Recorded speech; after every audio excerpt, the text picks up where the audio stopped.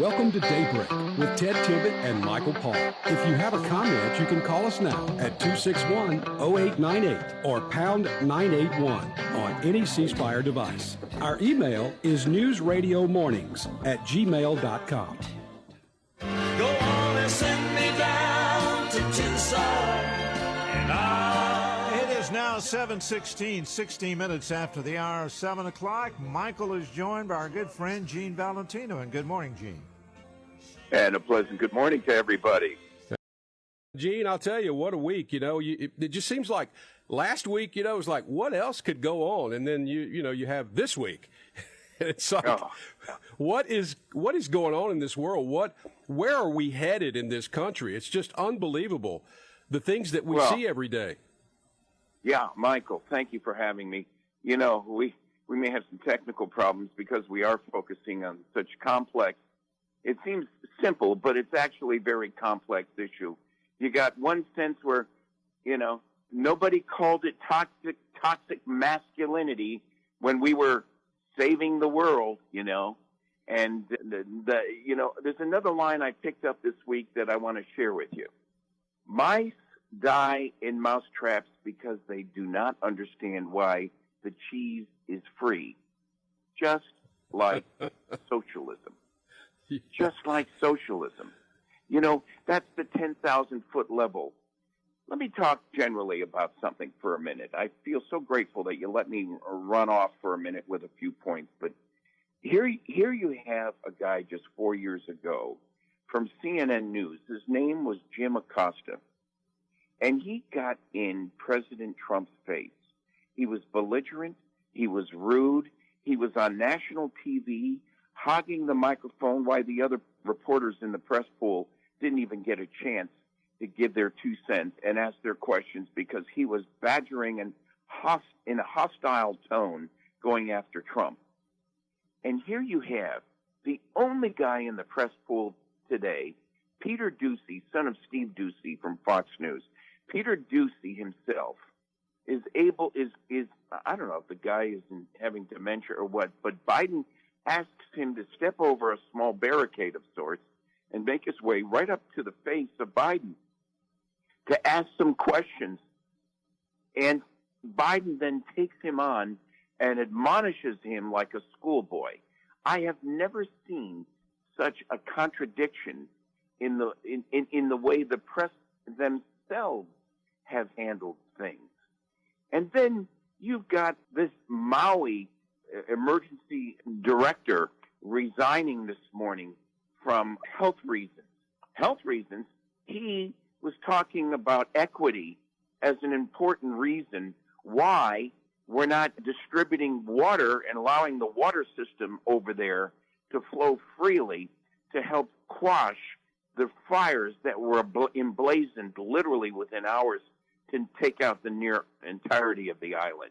It's absolute recklessness of social conditioning that has now leaked over into the administrative strength we need, whether it's a fire in Maui, whether it's the sanctuary city of New York City, or the border itself. And Michael, the border itself, you've got Mayor Adams up there in New York who demanded that New York City be one of the blue areas of this nation, to welcome all these poor citizens, now demanding that Washington give them money to help care for these people. $100 million just given to New York City. $25 million given to the Arizona border. If you close down the border first, New York City wouldn't have the $100 million ask. Yeah. I've never seen such a contradiction in stupidity in my whole life. And then you have fingerprinted foreigners coming in. It's horrendous. These fingerprinted foreigners are criminals from their own nations. Hey, you've got all these Venezuelans coming to the United States to enjoy capitalism. Why? I don't see anybody running off to Venezuela. Well, you're exactly right. I mean, that's the one thing we can say, right? At least people still believe, as bad as it's gotten here, people still believe this is the only place in the world that you can go and be free. And still to a large measure, of course, we are free here in the United States. However, we've gotten to the point now where the government has its thumb on everything that you do. And and for example, I mean, we're going after appliances. They want you to have appliances that just don't work. Now, do you believe for 1 second that any of these people that are pushing this stuff will suffer from this? No, because they're going to have stuff that works. They're going to send all of those appliances out to us like, well, we're going to do away with gas stoves, number one. Number two, they're going to do away with the dishwashers. They're going to let you have them, but they're going to be chinchy on water, and they're not going to clean the dishes as well. So you're going to end up having to hand wash them anyway. It's just absolutely unbelievable. Good point. Hey, it just dawned on me. We had some technical problems this morning. We don't have technical problems the rest of the day. Might it be the damn deep state knows you and I are talking about the deep state? Maybe they're putting a monkey wrench in the damn system. I use Zoom the rest of the day and during the week. How come I have a problem with this connection with you every Friday morning at 7:15? Well, meanwhile, it's funny. It's funny that you mentioned that. I used to never be a conspiracy theorist. I used to never think. I used to think, a lot of these people, they got nothing to do. They need to get a job. They're worried about stuff that's not happening. But I'll tell you, after the last few years, I'm starting to wonder, is there something out there going on? Are there these conspiracies to do things to the American public? For example, our radio show, I mean, we have trouble getting hooked up. I mean, who knows? I'm to the point now where I don't question it. I think it could possibly happen. Yeah. Everyone thought these conspiracy theories were bogus before. There's something deeper going on here. Meanwhile, 52% of this nation, all Americans, 52% want the damn border wall finished.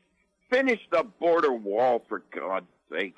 Yeah. And if you don't want, and instead of you and I whining about it, I reach out to everybody in earshot of us right now. Get hold of your congressman, unite, mobilize, and uprise illegally to move the mountain.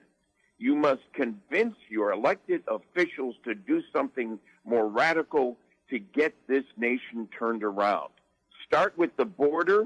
Let's study whether we should be doing anything for Ukraine. Even Trump is beginning to make sense to me about not pulling out of Ukraine altogether. Why? Because we're not civilized humanitarians in concern about the citizens of Ukraine. No, we are. But how much money has been given to the Biden crime family from the very dollars we've given Ukraine to defend itself? And you have it. There you have it. There you hit on the point that I think a lot of people are starting to realize. When you look at what has happened with Ukraine, with Hunter Biden, with the money being pumped in, Burisma, all of these things, now you're starting to realize, and people are starting to wake up to the fact that we may be sending our tax-paying money over there for them to send back to our politicians. I'm just saying, I believe that is possible. The cancer from within is more important than the neighbor's cancer over the pond on the other continent of the earth. Everything that happens at the border then spreads throughout the United States. Fix the damn border first, please. Who's ever capable of listening to this and moving on it, fix the border first. I don't care if you like Trump or not. He was right. He was right. Meanwhile, Michael, the economy. Biden's endless lies, my words. He bragged just yesterday on the 6 o'clock news that wages and salaries are on the rise. A lie. He says that we've had a record amount of oil and gas being produced here in the nation. An absolute lie.